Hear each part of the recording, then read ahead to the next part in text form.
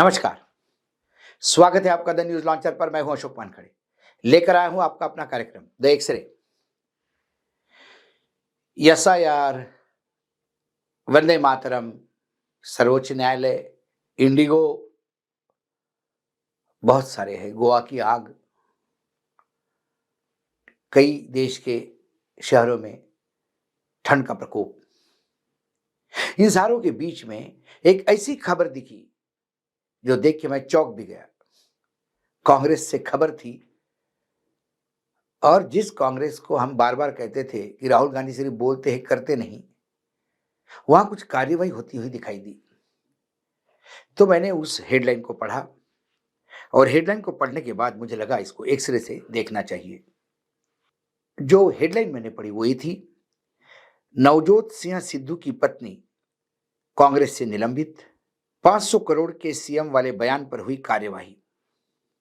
मुझे लगा चलो स्लीपर सेलों पे कार्यवाही होना शुरू हुई है, देखा तो जाए क्या कार्यवाही हुई।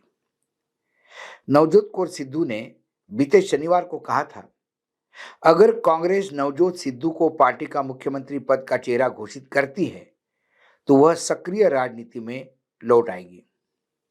कांग्रेस ने नवजोत सिद्धू की पत्नी डॉक्टर नवजोत कौर को पार्टी से निलंबित कर दिया।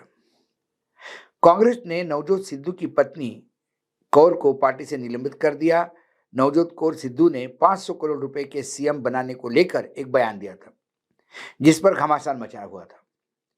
विपक्ष इस मुद्दे पर कांग्रेस को घेर रहा है। पंजाब कांग्रेस के प्रदेश अध्यक्ष अमरिंदर सिंह राजा ने कहा कि नवजोत कौर सिद्धू को तत्काल प्रभाव से पार्टी की प्राथमिक सदस्यता से सस्पेंड किया गया। हालांकि जब नवजोत कौर का बयान सोशल मीडिया पे वायरल हो गया, उसके बाद उन्होंने सफाई दी थी। सिद्धू ने सोशल मीडिया प्लेटफॉर्म एक्स पर लिखा था, मैं हैरान हूं कि मेरे सीधे बयान को तोड़ मरोड़ कर पेश किया गया। मैंने सिर्फ इतना ही कहा था कि कांग्रेस ने हमसे कुछ भी नहीं मांगा, पर मुझसे पूछा गया कि नवजोत किसी दूसरी पार्टी के मुख्यमंत्री चेहरा बन सकते हैं या नहीं। तब मैंने कहा कि हमारे पास मुख्यमंत्री पद के वास्ते किसी को देने के लिए कोई पैसा नहीं है। नवजोत कौर सिद्धू ने बीते शनिवार को कहा था, अगर कांग्रेस नवजोत सिद्धू को पार्टी का मुख्यमंत्री पद का चेहरा घोषित करती है तो वह सक्रिय राजनीति में लौट आएगी। इसी दौरान उन्होंने कांग्रेस की अंदरूनी कलह का जिक्र करते हुए कहा कि पहले ही 5 नेता मुख्यमंत्री पद के लिए दावेदारी कर रहे हैं, सिद्धू को आगे बढ़ने नहीं देंगे। नवजोत कौर सिद्धू ने कहा कि जो 500 करोड़ रुपए की सूटकेस देता है वो मुख्यमंत्री बन जाता है।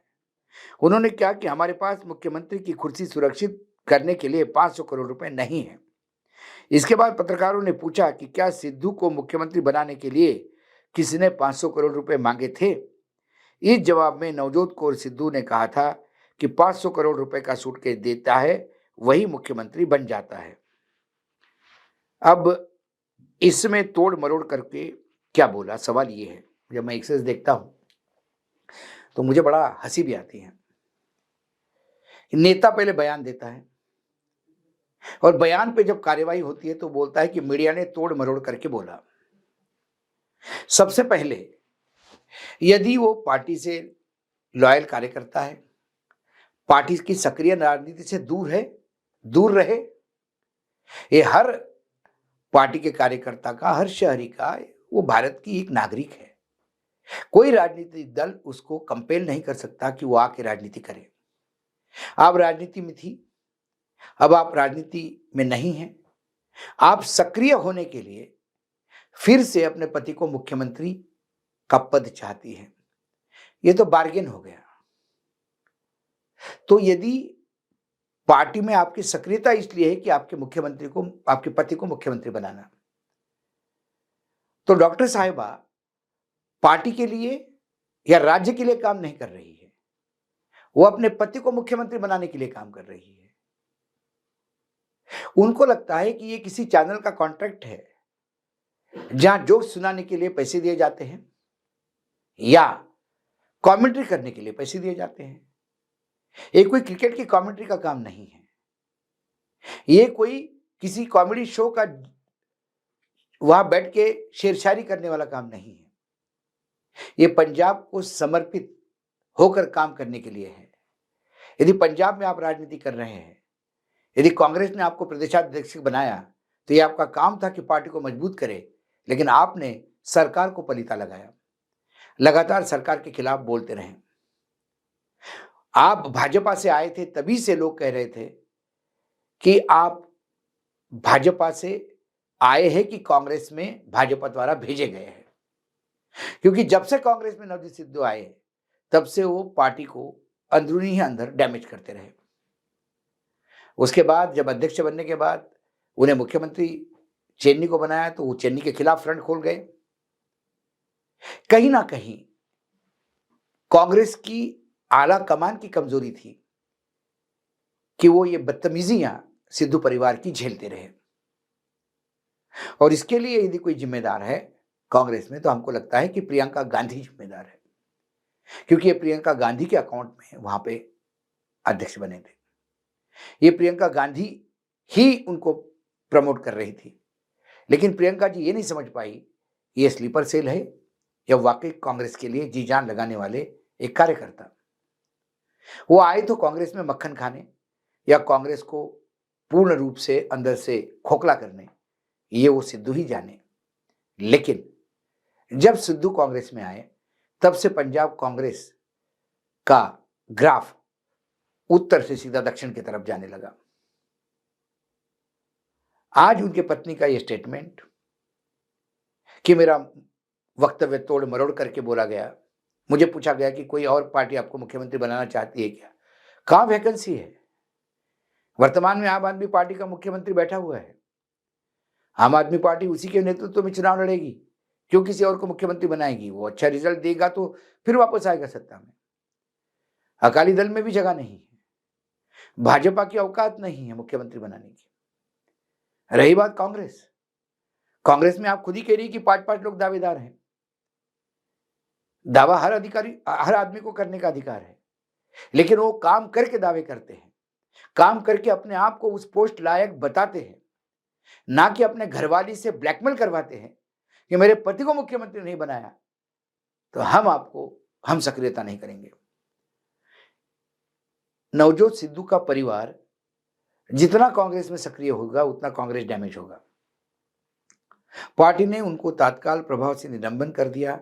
मुझे लगता है स्लीपर सेल पे यह सबसे पहली कार्यवाही है राहुल गांधी कैंप की, और यही कार्यवाही यदि लगातार चलती रहे तो कांग्रेस साफ होने में और कांग्रेस में जो दिमक लगी हुई है स्लीपर सेलों की, उससे कांग्रेस छुटकारा पा सकती है।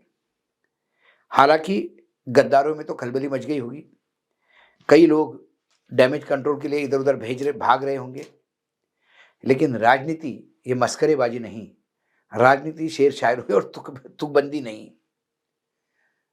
तुकबंदी और शेर शायरी भाषणों में चल जाती हैं, लेकिन जब प्रदेशाध्यक्ष पद पे आप बैठे हैं तो फिर आपको एक मैच्योरिटी होनी चाहिए, और उस मैच्योरिटी के साथ यदि पार्टी चलाते तो शायद पार्टी सत्ता से बाहर नहीं जाती।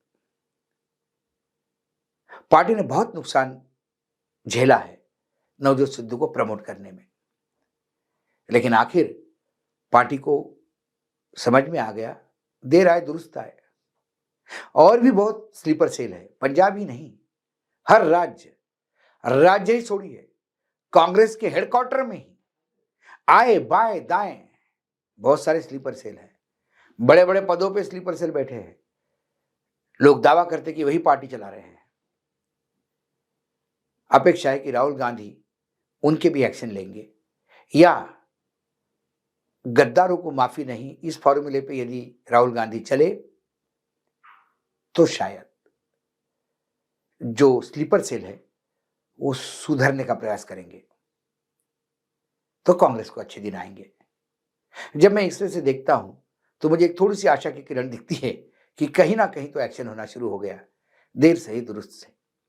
आज इतना ही, कल फिर आता हूं किसी विषय के साथ। तब तक के लिए नमस्कार, देखते रहिएगा द न्यूज लॉन्चर।